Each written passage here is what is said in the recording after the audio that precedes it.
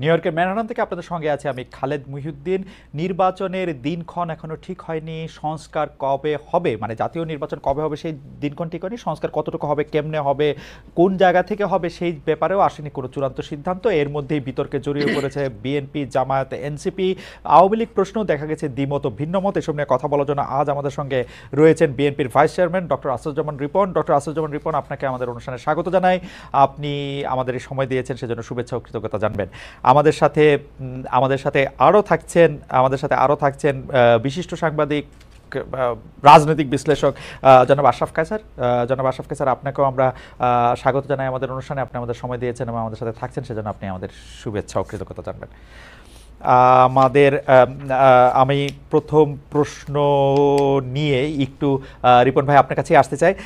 রিপন ভাই, আপনি জানেন যে গতকাল মানে 26শে মার্চ বিএনপির নাম নিয়েও বিএনপিকে হুঁশিয়ারি দিয়ে জামাতের দ্বিতীয় প্রধান নেতা বলেছেন, বিএনপি যখন দেশ শাসন করেছেন 12 থেকে 13 জন স্বাধীনতা বিরোধীকে প্রেসিডেন্ট বানানো হয়েছে, মন্ত্রী এমপি বানানো হয়েছে। জামায়াতের কার্ড নিয়ে খেললে শেখ হাসিনার মতো নির্মমভাবে বিদায় নিতে হবে তিনি হুঁশিয়ার করে দিয়েছেন। আপনার কাছে একটু জানতে চাইব যে পাশে থাকলে সঙ্গী, না থাকলে জঙ্গি, আপনারা জামায়াতের প্রতি এই অবস্থানটা আপনাদের কাছে কি মনে হয়, আপনার কাছে কি মনে হয়? উনি যা বলেছেন ঠিকই তো বলেছেন, তাই না?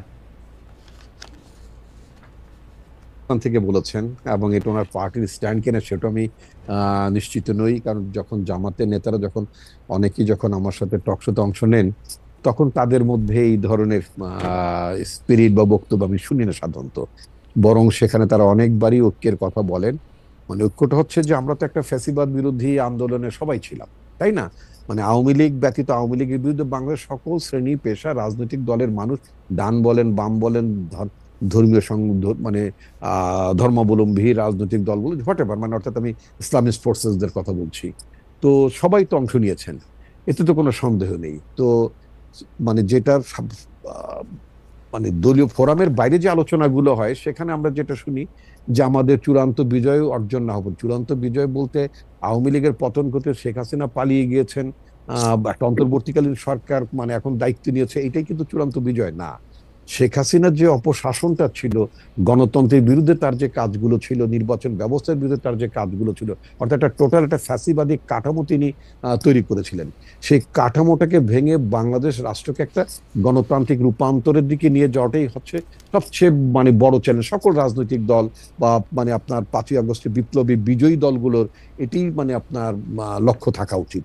সুতরাং সেক্ষেত্রে যারা একত্রে আন্দোলন করেছি, পাশাপাশি থেকে আন্দোলন করেছি, তাদের মধ্য থেকে মানে আপনার কোনো দলকেই আপনার মানে ছোট করে অথবা আঘাত করে টিপ্পনী কেটে কথা বলাটা ঠিক না। এটা আমার দলের পক্ষ থেকেও ঠিক না, অন্য দলের কাছ থেকেও যদি আসে সেটা অপ্রত্যাশিত বলে আমি মনে করি। ডক্টর রিপন, আপনার কাছে কি মনে হয় না যে এই বিষয়টার আসলে একটা ফয়সালা করা প্রয়োজন? কারণ মানে আপনি যেটাকে টিপ্পনী কাটা বলছেন সেটা কিন্তু বাংলাদেশের রাজনৈতিক আদর্শের জায়গায় যে একটা বড় দুইটা প্রশ্ন, সেই প্রশ্নটাতে আপনারা বারবার মুখোমুখি হচ্ছেন বিএনপি এবং জামাতে ইসলামী। সেই জায়গাটা থেকে একটু আপনাদের একটু পরিষ্কার করার দরকার না, একটু অবস্থান? আর আপনি বললেন যে শেখ হাসিনার ফেসিবাদী কাঠামোকে ভেঙে দেওয়ার জন্য বা আর যাতে এটা না হতে পারে সেই জন্যই হচ্ছে এই জুলাই অগাস্টের স্পিরিট, এই আন্দোলন, এই আত্মত্যাগ। কিন্তু আপনারা তো অ্যাবসলিউটলি শেখ হাসিনার স্পিরিটের মধ্যে আছেন বলে মনে হয় অনেক ক্ষেত্রে। আমি উদাহরণ দিতে পারি রিপোর্ট ভাই, আপনি যদি আমাকে ক্ষমা করেন, যে ধরেন চাঁদাবাজির দিক দিয়ে কে কোথায় থাকবে, কে কোথায় কি করবে, এটা দিক দিয়ে সংস্কারের প্রশ্ন, সংস্কারের কথা শুনলেই আপনাদের খারাপ লাগে। কিন্তু সংস্কার খারাপ কি? সংস্কার করলে আপনাদের কি অসুবিধা? আচ্ছা, ধন্যবাদ আপনাকে, আপনার চমৎকার কথা বলেছেন। আপনি যদি খেয়াল করে দেখবেন যে বাংলাদেশে যখন কোনো রাজনৈতিক দলের সংস্কারের কথা বলছিল না, তাই না? মানে বিএনপি ছাড়া অন্য কোনো রাজনৈতিক দলের কাছ থেকে কি আপনি গত 2-3-4 বছরে সংস্কার হওয়া উচিত, এই ক্ষেত্রে সংস্কার হওয়া উচিত, ও ক্ষেত্রে সংস্কার হওয়া উচিত, নিশ্চয়ই আপনি সেটা শোনেননি। এবং আপনি নিশ্চয়ই মানে খেয়াল করে থাকবেন আমার নেত্রী বেগম খালেদা জিয়া কারাগারে যাওয়ার আগের বছরে তিনি কিন্তু একটা মানে প্যাকেজ অফ রিফর্ম তিনি ঘোষণা করেছিলেন, তাই না? তাহলে এই যে মানে প্রধানমন্ত্রী, আমি যদি একটু উদাহরণ হিসেবে বলি, প্রধানমন্ত্রী তো বর্তমান ব্যবস্থায় মানে অর্থাৎ একেবারেই লাস্ট ইমিডিয়েট পাস্ট আপনার গভর্নমেন্ট পর্যন্ত প্রধানমন্ত্রীর হাতে তো অ্যাবসলিউট পাওয়ার ছিল, তাই না? She enjoyed absolute authority. তাই না? তো এখন এই ধরনের অবস্থায় থেকে কোন প্রধানমন্ত্রী চাইবেন, কোন রাজনৈতিক নেতা চাবেন যে তার ক্ষমতা অন্য কেউ শেয়ার করুক অথবা তার ক্ষমতার আসুক, ভারসাম্য আসুক? একথা তো বেগম খালেদা জিয়া সেই 2016-17 সাল থেকে বলা শুরু কারণ তিনি করলেন। বিরোধী দলে ছিলেন তখন, সেজন্য না রিপন ভাই? রাইট। না না না না, এটা আপনি বলতে পারেন, but it is our commitment. এটা তো আমাদের যে মানে রিফর্ম প্রপোজালস, আমাদের রিফর্ম প্রপোজালস এর মধ্যে তো আমরা এই কথাগুলো আমরা তুলেছি। প্রধানমন্ত্রী প্রেসিডেন্টের ভারসাম্য থাকবে, তারপর আপনার মানে পার্লামেন্টে আপনার মানে চেক অ্যান্ড ব্যালেন্সের জন্য আপনার দ্বিকক্ষ পার্লামেন্ট থাকবে। যদিও ব্যক্তিগতভাবে আমি দ্বিকক্ষ মানে উচ্চকক্ষ নিম্নকক্ষ পার্লামেন্টের ব্যাপারে মানে ব্যক্তিগত, আমি তো দলের মধ্যে একটা মানুষ, তাই না? তো সুতরাং আমার নিজেরও তো মানে পছন্দ অপছন্দ থাকতে পারে। তো আমার পছন্দটা হয়তো যারা পছন্দ আমরা করি বা না করি তাদের মধ্যে হয়তো আমি সংখ্যালঘিষ্ঠ হয়তো, হ্যাঁ আমি, কিন্তু আমি ব্যক্তিগতভাবে আপনার মানে উচ্চ কক্ষের ধারণার সাথে একমত নই। কারণ পৃথিবীতে আমার দেখা অনেক উন্নত দেশে আপনার যারা উচ্চ কক্ষ নিম্ন কক্ষ নিয়ে আছেন, ইভেন আপনি যেই দেশটিতে বসে আপনি অনুষ্ঠান পরিচালনা করছেন সেখানে আপনি দেখবেন ওখানে সিনেট এবং কংগ্রেসের মধ্যে বিরোধ, এবং এই ধরনের বিরোধের মধ্য থেকে, তাই না, ওখানে আপনার রেভিনিউ বাজেট কিভাবে হ্যাম্পার করে, মানুষের বেতন হয় না, নানা ধরনের কিন্তু জটিলতা, মানে অনেক সময় মানে আপনার গভর্নমেন্টই আটকে যায় এরকম একটা অবস্থা থাকে। ইভেন আমরা মানে যুক্তরাজ্য এই অবস্থা দেখেছি, তাই না? এইগুলো খুব উন্নত ডেমোক্রেসিতে যেখানে এই ধরনের অচলাবস্থা মাঝে মধ্যেই তৈরি হয়, সেক্ষেত্রে বাংলাদেশের মতো দেশে যেখানে আমরা ডেমোক্রেসিটাই প্রপারলি প্র্যাকটিস করি নাই, বা মানে সময় গণতন্ত্রের নামে ক্ষমতা আসার পরও মানে আপনার সেই, যদি আপনি 72-73 সালের কথা যদি বলেন, ফার্স্ট যখন আপনার সংবিধান তৈরি হলো, সেই সংবিধান অধীনে যে নির্বাচনটা হলো সেখানে তো গণতন্ত্রের আকাঙ্ক্ষার কথাই আপনার উচ্চারিত হয়েছিল। তারপর আমরা কি দেখি না যে সেখানে একটা গণতান্ত্রিক ভাবে একটা নির্বাচিত সরকার বা গণতন্ত্রের প্রতি প্রতিশ্রুতিশীল একটি সরকার কিভাবে আপনার মানে ফ্যাসিবাদী চরিত্র গ্রহণ করে, কিভাবে একদলীয় ব্যবস্থা যায়। সুতরাং আমাদের গণতন্ত্রের চর্চাটা কিন্তু নিরবিচ্ছিন্ন না, এক। তারপর আমরা গণতন্ত্রের চর্চার ব্যাপারে আমরা যে খুবই খুবই আপনার মানে কি বলে মানে শ্রদ্ধাশীল, সেটাও কিন্তু আমাদের পাস্ট অ্যাক্টিভিটিতে মনে হয় না, তাই না? রিপন ভাই, এই ব্যাপারে কিন্তু আমাদের কোনো সন্দেহ নাই। আশরাফ ভাই গুরুজন, উনি নিশ্চয়ই আরো ভালোভাবে বিশ্লেষণ করতে পারবেন। কিন্তু বিএনপি যখন 31 দফার কথা বলেছে, সেই 31 দফাতে কিন্তু আমরা সবাই, আমি যদি বলি আমি ব্যক্তিগতভাবে চমৎকৃত হয়েছিলাম। আমার কাছে মনে হয়েছিল যে এই প্রথম একটা বড় রাজনৈতিক দল অনেকগুলি সংস্কারের বিষয় নিয়ে মাথা নিয়ে আসছে। কিন্তু এখন যখন বিএনপির ক্ষমতায় যাওয়াটা প্রায় নিশ্চিত বা ক্ষমতার কাছাকাছি তারা নিজেদেরকে দেখতে পাচ্ছে, তখন সংস্কার দেখলে তারা ভয় পাচ্ছে কিনা? বিশেষ করে আপনি দেখেন প্রধানমন্ত্রীর মেয়াদ প্রসঙ্গে আপনারা কথা বলছেন যে না, প্রধানমন্ত্রীর মেয়াদও আপনারা এই 2 বছরেরটা আপনি মানবেন না। এর মধ্যে থেকে অনেক ইফস এন্ড বাটস আপনারা আমি আপনাকে যদি এভাবে বলি, আমাদের দেশে এখন বর্তমানে প্রধানমন্ত্রী বা পার্লামেন্টের মেয়াদ 5 বছর, তাই না? তো আপনার এটাকে 4 বছরের কথা বলা হয়েছে। আমরা যেটা মনে করি 5 বছরটাকে আমরা যৌক্তিক মনে করি, যে একটা নির্বাচন আয়োজন করতে মানে মোর দেন $1 বিলিয়ন খরচ যায়, তাই না? অনেক টাকা খরচ যায় কিন্তু, এবং সেই খরচের বিনিময়ে যে আপনার আউটপুটটা আসে, যে জাতীয় লোকেরা আপনার পার্লামেন্টে আসেন, তাই না, যে জাতীয় লোকেরা মন্ত্রিসভায় অন্তর্ভুক্ত হন, সেটা তো খুব আশাপ্রদ না। তো সুতরাং কিছু ব্যক্তিকে আপনার মানে এমপি করার জন্য, মন্ত্রী করার জন্য আপনার একটা টার্মের 1 বছর কমিয়ে দেওয়া মানে হচ্ছে ব্যয়টা 1 বছর আগে মানে বাড়িয়ে দেওয়া। ওকে, আমার মনে হয় যে সংস্কার ব্যাপারে আপনার কথা আমরা আরো একটু শুনবো রিপন ভাই। আরো আমাদের অনেক রকম প্রশ্ন আছে, কিন্তু আমরা এই প্রশ্নটি রেখে দিতে চাই যে সংস্কারের প্রশ্নেই বিএনপির একটা বিরোধিতা এই কারণে দেখা যাচ্ছে কিনা, কারণ বিএনপি মনে করছে যে মজাটা শেখ হাসিনা ক্ষমতা থেকে পেয়েছেন, সেই মজাটার কিছু ভাগ বিএনপিরও পাওয়া দরকার একইভাবে। ওইটা আমরা একটু শুনবো। আমি একটু আশরাফ ভাইয়ের কাছে যেতে চাই।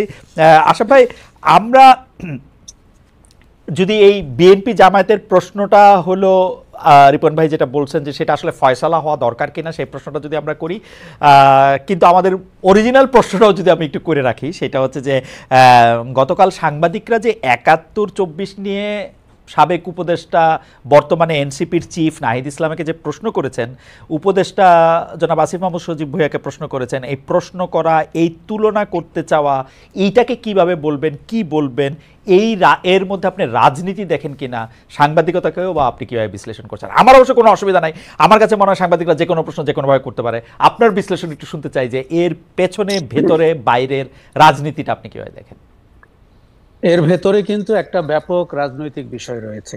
কেননা আপনি যদি দেখেন যে গণ অভ্যুত্থানের সময় বা জুলাই আগস্ট থেকে আমরা এই কথাটি বলতে শুনছি যে এটি দ্বিতীয় স্বাধীনতা, এবং দেখুন, আপনি আবেগ ঘন অবস্থায় কিছুদিন বললেন, সেটি ঠিক আছে, কিন্তু কেউ কেউ যদি 71 সালের স্বাধীনতাকে কিছুটা খাটো করে এবং কারো যদি রাজনৈতিক অতীতের সাথে 71-এর স্বাধীনতা বিরোধিতা থেকে থাকে এবং যাদের মানবতা বিরোধী অপরাধে বিচার হয়েছে, তাদেরকে যদি আমরা অগ্রণী অবস্থায় দেখতে পাই 24 সালকে স্বাধীনতার বর্ষ ঘোষণা করতে বা দ্বিতীয় স্বাধীনতা, সেটি কিন্তু আমাদের চোখে লাগে। এবং ছাত্রদেরকেও আমরা দেখেছি যে দ্বিতীয় স্বাধীনতা নিয়ে কথা বলতে, যেটি বিএনপির নেতারা বারবার বলছেন যে স্বাধীনতা একবারই হয়। আমি ব্যক্তিগতভাবে মনে করি একটি দেশের মুক্তিযুদ্ধ বা স্বাধীনতার যুদ্ধ আমাদের 71 সালে হয়েছে। দেখুন, ফ্যাসিবাদের বিদায় হবে, স্বৈরাচারের বিদায় হবে, আগামীতেও কিন্তু আমরা আরো ভয়ঙ্কর 5ই অগস্ট হয়তো দেখতে হবে, যদি না রাজনৈতিক দলগুলো বুঝে থাকে যে জনগণের ভাষা, দেয়ালের লিখন তাদের জন্য কি ছিল। কাজেই এটিকে বারবার স্বাধীনতার সাথে তুলনা করা আমার মনে হয় একটু বালখিল্যতা, এবং সেটির একটা গূঢ় রাজনৈতিক উদ্দেশ্য আছে। এখন আমি আপনাকে বলি যে ছাত্ররা বারবার মনে করছে, যেমন নাহিদ ইসলাম আজকেও বলেছেন যে 16 বছরের অত্যাচার নিপীড়নের ভেতর দিয়ে যারা গেছে তাদের কাছে এটি স্বাধীনতা। কিন্তু আমি তার সাথে দ্বিমত করি। আমার মনে হয় এই নিপীড়নের ভেতর দিয়ে বিএনপি সবচেয়ে বেশি গেছে দল হিসেবে, কেননা বড় দল। জামাত ইসলামীও গেছে, কিন্তু যেহেতু জামাত ইসলামী বাংলাদেশে একটা ইউনিক পজিশনিং এ আছে, যার 71 সালের মানে মানে গণহত্যায় সহযোগিতার অভিযোগ রয়েছে, এই অপরাধের তদন্ত হয়েছে, কারো কারো বিচার হয়েছে, কাজে তার কথাকে আপনি গুরুত্বের সাথে নেবেন রাজনৈতিক প্রেক্ষাপট থেকে। আপনি শুরুতে যে প্রশ্নটি করেছিলেন বিএনপিকে সততার সাথে এই প্রথম এই প্রশ্নের জবাব দিয়ে নির্বাচনী যুদ্ধে অবতীর্ণ হতে হবে, সেটি হচ্ছে স্বাধীনতা বিরোধীদের সাথে তার রাজনৈতিক সম্পর্ক কি এবং তার ভবিষ্যৎ পরিকল্পনা কি। দেখুন, আমি মনে করি বিএনপির জন্য না শুধু 5ই অগস্ট কিন্তু আমাদের রাজনৈতিক ক্লাসকে একটি বেকায়দায় ফেলে গেছে, কেননা হাসিনা যে এত দ্রুত পালিয়ে যাবেন এবং আওয়ামী লীগের শাসন যে এরকম করে ভেঙে পড়বে, এটি তারা আসলে বুঝতে পারেন নাই। ফলে তারা কিন্তু রাইটলি পজিশন না, এরকম একটি পরিস্থিতিতে তাদের রাজনৈতিক বয়ানকে কি করে মানে রেলেভেন্ট করে মানুষের কাছে যাবেন। যেমন রিপন ভাই বারবার 31 দফার কথা বলছিলেন। খালেদ, আপনার মতো আমিও কিন্তু চমৎকৃত হয়েছিলাম যখন তারা ওটি প্রণয়ন করেন। আপনাকে শুধু একবার মনে করিয়ে দিই কোন পরিস্থিতিতে করেছিলেন। যখন আমরা দেখছিলাম যে হাসিনার শাসন প্রতিবার প্রলম্বিত হচ্ছে একটি অদ্ভুত নির্বাচনের ভেতর দিয়ে, এবং বিএনপির কাছ থেকে ক্ষমতায় যাওয়ার সম্ভাবনা আরো দূরবর্তী হয়ে যাচ্ছে, সেই প্রেক্ষাপটে তারা করেছিলেন। তখন কিন্তু তারা কোনো বামপন্থী দল, রাষ্ট্র সংস্কার আন্দোলন, এদের সাথেও সখ্যতার ভেতর দিয়ে সংস্কারের কথা আশরাফ ভাই, আপনার অনুমতি নিয়ে আমি শুধু ওই সময়টা কথা, মানে রিপন ভাই, আমি আশরাফ ভাই কোনো একটা জায়গায় একসাথে কথা বলতেছিলাম, সেটা 2012-13 সাল এরকম হতে পারে। সেই সময় 13 সালের নির্বাচনটি হওয়ার পর 14 সালে এসে আমরা শুনলাম, বা 14 সালের নির্বাচনের পর আর কি আমরা শুনলাম যে শেখ হাসিনা 2041 সাল পর্যন্ত ক্ষমতায় থাকতে চান। আমার তো খুবই হাসার অভ্যাস, আমি খুব জোরে একটা অট্টহাসি হাসলাম যে এগুলি কি বলে, পাগল টাগলের মতো কথা। কিন্তু আসলে যদি 2024-এর জুলাই আগস্টে এরা এই ঘটনা না করতো, এটা তো 2041 তো মনে হয় মানে তারা তো ক্ষমতাটাকে এইরকম ভাবেই দেখতেছিল যে এখানে তো আর কোনো কিছু, মানে যেটা আমরা হাইসা উড়ে দিতে চাইছিলাম সেটাই তো বাস্তবতার দিকে যাচ্ছিল। খালেদ, আমি শুধু একটু যোগ করি, আমাদের রাজনৈতিক দলগুলো তার সর্বোচ্চ চেষ্টা করেছেন, বিএনপিকে আমরা দেখেছি। এবং কিন্তু এটি মেনে নিতে হবে যে রাজনৈতিক দলগুলো শেখ হাসিনা সরকারকে ক্ষমতা থেকে গদিচ্যুত করতে পারেনি, এটি মেনে নিয়ে করতে হবে। জামাতের ব্যাপারে বিএনপির অবস্থানকে আমরা এখন বলি। দেখুন, জামাতকে নিয়ে তারা সরকার গঠন করেছেন এবং ওই সরকার বাংলাদেশে 5 বছর ছিল, এবং আমরা বিএনপির গণতান্ত্রিক মূল্যবোধ বা শ্রদ্ধাবোধের দুটি উদাহরণ আপনাকে আমি দেই। একজন সাবেক রাষ্ট্রপতিকে বিএনপির শাসন আমলে কি করে বিদায় নিতে হয়েছিল আপনি দেখেছেন। তেজগাঁতে একটি উপনির্বাচনে বিএনপি কি ভূমিকায় গিয়েছিল একজন অত্যন্ত আলোচিত ব্যক্তিকে সংসদ সদস্য করার জন্য। কাজে ওই বিএনপিকে 17 বছর আগে আমরা যেভাবে দেখেছি, আজকে তাকে আবার প্রকাশ্যে বলতে হবে তার গণতান্ত্রিক চেতনাবোধ, নাগরিকদের গণতান্ত্রিক অধিকার এবং স্বাধীনতা বিরোধিতার সাথে তার সম্পর্ক নিয়ে তিনি নির্বাচনী যুদ্ধে কিভাবে যেতে চান। দেখুন, সংস্কারটির এখন আলোচনার রাইট টাইম। এই সময় যদি আপনি গাইগুই করতে থাকেন, এই সময় যদি সংসদের মেয়াদ, আপনি বিএনপিকে প্রশ্ন করুন তো 3 বছর আগে কি তারা সংসদের মেয়াদ 4 বছর হলে বিরোধিতা করতো? আমি নিশ্চিত বলে দিতে পারি করতো না। প্রধানমন্ত্রী 2 বারের বেশি 3 বার থাকবেন না, এই কথা কি তারা বিরোধিতা করতো না। এখন ক্ষমতা তাদের চোখের নিকটে চলে এসছে, কানের পাশে চলে এসছে, তারা শুধুমাত্র একটি নির্বাচনের অপেক্ষায়। এবং তারা, আপনার মনে আছে কিনা, শেখ হাসিনা বিদায়ের 72 ঘন্টার মধ্যে বিএনপি একটি জনসভা করেছিল। আমি কৌতূহল বশত, কারণ আমি একজন সাংবাদিক, সব মহলে বিচরণ করতে চাই, আমি ওই জনসভায় গিয়েছিলাম। সেখানে তারা 3 মাসের মধ্যে নির্বাচন করে ক্ষমতা ছাড়তে বলেছিল। আমি অবাক হয়ে লক্ষ্য করছিলাম যে তার মানে তারা জুলাইয়ের যে আন্দোলন, অগাস্টের যে ভয়াবহ গণহত্যা, সেটিকে তারা তো কি বিবেচনায় নেয়নি? দেয়ালের লিখন তো 50% তাদের জন্য, শেখ হাসিনার জন্য 50%, বিএনপি, জামাত এবং নাগরিক। কিন্তু আশা ভাই এইটা একটু বোঝার জন্য, নির্বাচনটা এমন কি খারাপ জিনিস? শেখ হাসিনা আমলে তো আমাদের গলায় এই ফাঁস লাগছিল যে আমরা তো কোনো একটা নির্বাচনই পাইতেছিলাম না। তো এখন নির্বাচন হইয়া আসবে, এটা কি এমন? মানে হ্যাঁ, জুলাই আগস্টে আন্দোলন নির্বাচনের জন্য হয় নাই, আবার নির্বাচনের জন্য হইছেও তো। শেখ হাসিনা নির্বাচনটা খারাপ বলছি না, এবং আমি আপনাকে বলি, বাংলাদেশের লোক 17 বছর নির্বাচন ভোট দিতে পারেনি। একটি রাজনীতি প্রিয় জাতি, যার ভোট প্রিয় জাতি, তাকে আপনি নির্বাচন থেকে বঞ্চিত করেছেন। এফডিসির নির্বাচন ছাড়া আর কোন নির্বাচন বাংলাদেশে 16 বছরে আলোচিত হয় নাই। কেননা এফবিসিসিআই নির্বাচন, ঢাকা চেম্বারের নির্বাচন, বিজিএম এর নির্বাচন, আর সর্বশেষ হাইকোর্টের নিজেদের মধ্যে মারামারি, মানে পরশ ভাইয়ের বউ হবে। আমি নির্বাচনকে খারাপ বলছি না, কিন্তু আপনি যদি কিছু মৌলিক সংস্কার না করে নির্বাচনটি করেন, তাতে যেই দলই আসুক সেই দলেরই কিন্তু সংস্কারের প্রতি আর ঝোঁক থাকবে না। আমি রাজনীতি খুব পছন্দ করি, রাজনীতিবিদরা দেশ চালাবেন, এর ব্যাপারে আমার 100% সম্মতি আছে, কিন্তু তাদেরকে বিশ্বাস করা কঠিন হচ্ছে। তাদের ক্রেডিবিলিটি, আমি যদি ট্রাস্ট ব্যারোমিটারে দেখি, পেশাজীবী হিসাবে রাজনীতিবিদদের ক্রেডিবিলিটি সবচেয়ে নিচে।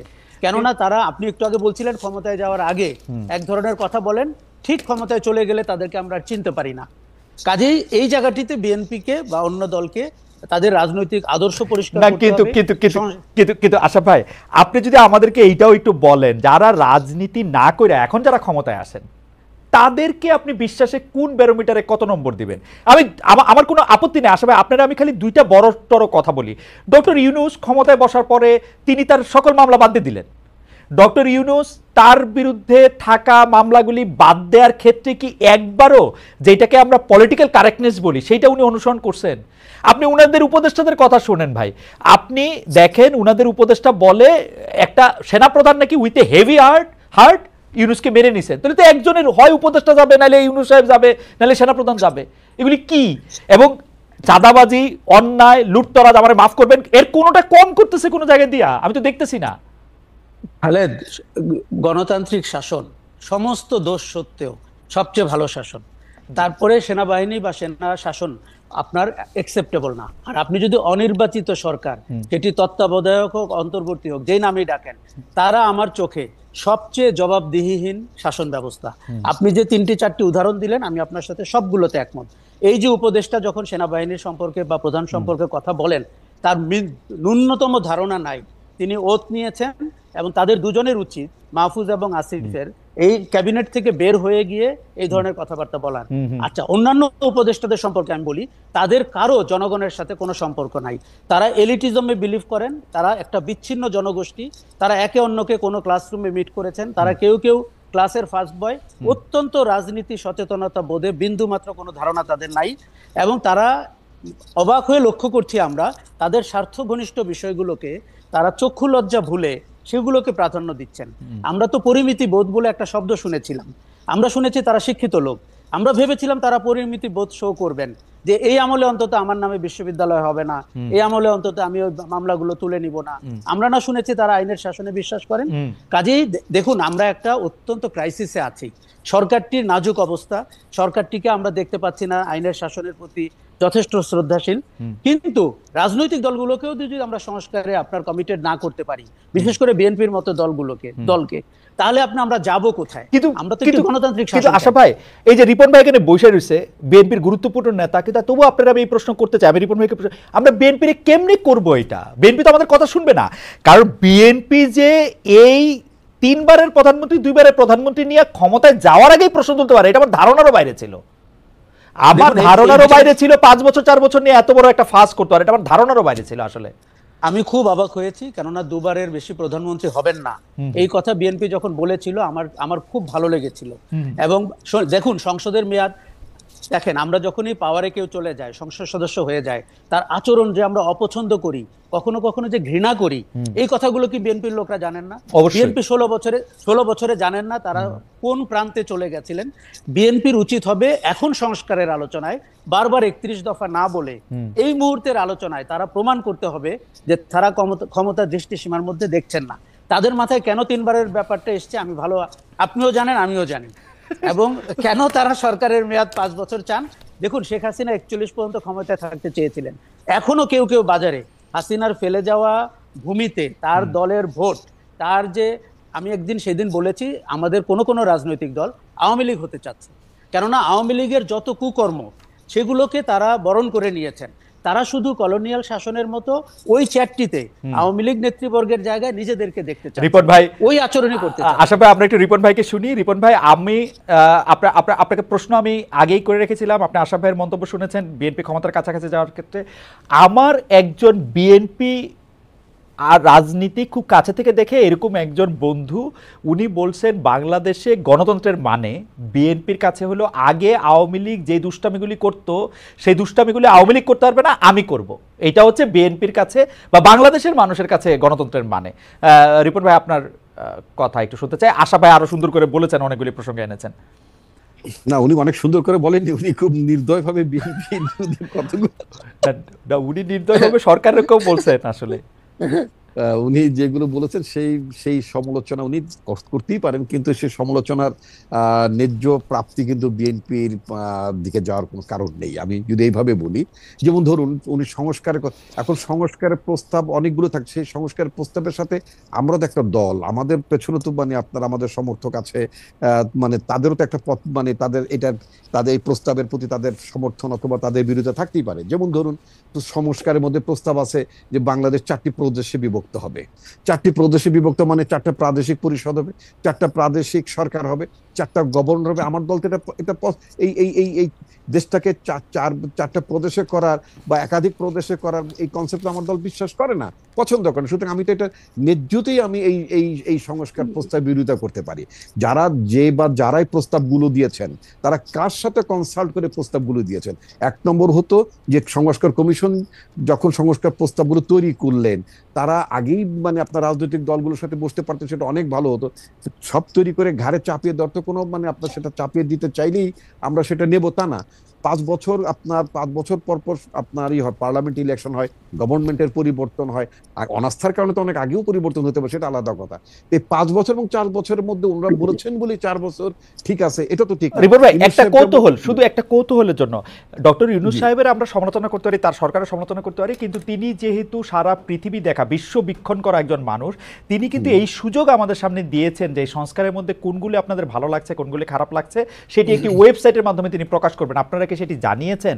এবং আমি আরেকটু বিনয়ের সাথে আরেকটা কথা বলে রাখতে চাই যে 4 প্রদেশ, পার্লামেন্টের উচ্চকক্ষ নিম্নকক্ষ, বাংলাদেশের নাম আলাদা হবে কিনা, সেই সব ব্যাপারে আপনাদের নিজস্ব মতামত সংস্কার সেগুলি নিয়ে দীর্ঘ আলোচনা চলতে পারে, কিন্তু এই যে 2 বার থাকবে না 3 বার থাকবে প্রধানমন্ত্রী, আমরা আসলে প্রধানমন্ত্রীর ক্ষমতা কোনোভাবে ব্যালেন্স করবো কিনা সেগুলি নিয়ে আপনারা প্রশ্ন তুলছেন। কিন্তু রিপন ভাই, প্রথম প্রশ্ন, আপনারা ওয়েবসাইটে সেগুলি দিয়েছেন কিনা? দ্বিতীয় প্রশ্ন হচ্ছে আপনাদের যেগুলি ভ্যালিড আর্গুমেন্ট, মানে আশরাফ ভাই কিন্তু একবারও বলেন নাই বা আমিও একবারও বলি না, আমি কাউকে বলতেও শুনি নাই যে বিএনপিকে 4 প্রদেশ হজম করে তারপরে সরকার গঠন করতে হবে।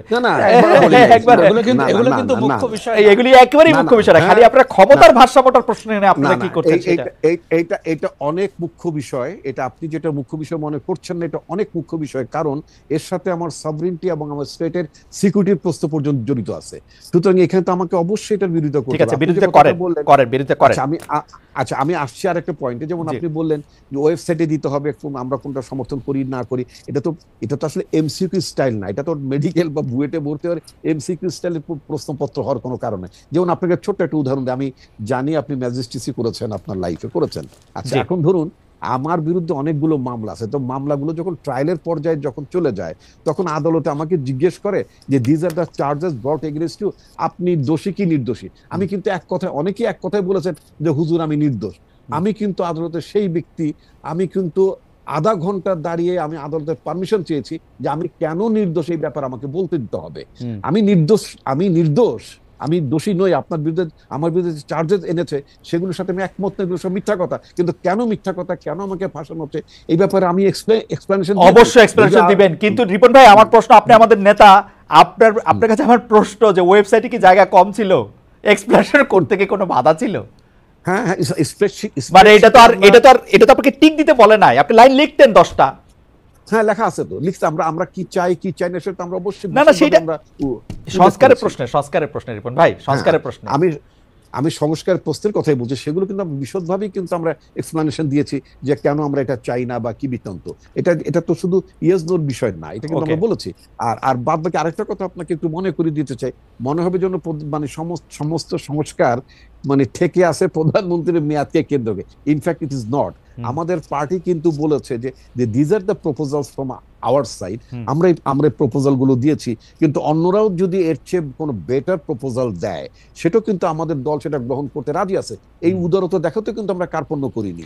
আমরা বলেছি যে 31 দফাই কিন্তু ফাইনাল দফা না। অর্থাৎ কেউ যদি মনে করে যে প্রধানমন্ত্রীর মেয়াদ 2 না 1.5 মেয়াদ হবে, মানে 1.5 হবে, সেটাও যদি কনসেনসাস হয় হতে পারে।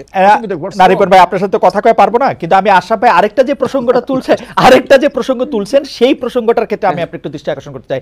সেটা হচ্ছে যে আপনারা কি মনে করে, মানে 5 আগস্টের 3 দিন পরে আয়োজিত, আমি ধরে নিলাম এটা 5 দিন পরে আয়োজিত একটা সংবাদ, একটা বৈঠকে আপনারা 3 মাসের মধ্যে ইলেকশন চাইছেন, এবং আপনারা যে দ্রুত ইলেকশন কেন চাইতেছেন, মানে ইলেকশন করে কেন, আপনাদের কি হয়েছে? না না না, আপনি একটা রেলিভেন্ট কোশ্চেন করেছেন। এই আসামে তুলছে ঘটনাটা। জি হ্যাঁ হ্যাঁ, আমি এই ব্যাপারে দায়টা, মানে যদি দায় হয় সে দায়টা আমি নিতে রাজি আছি।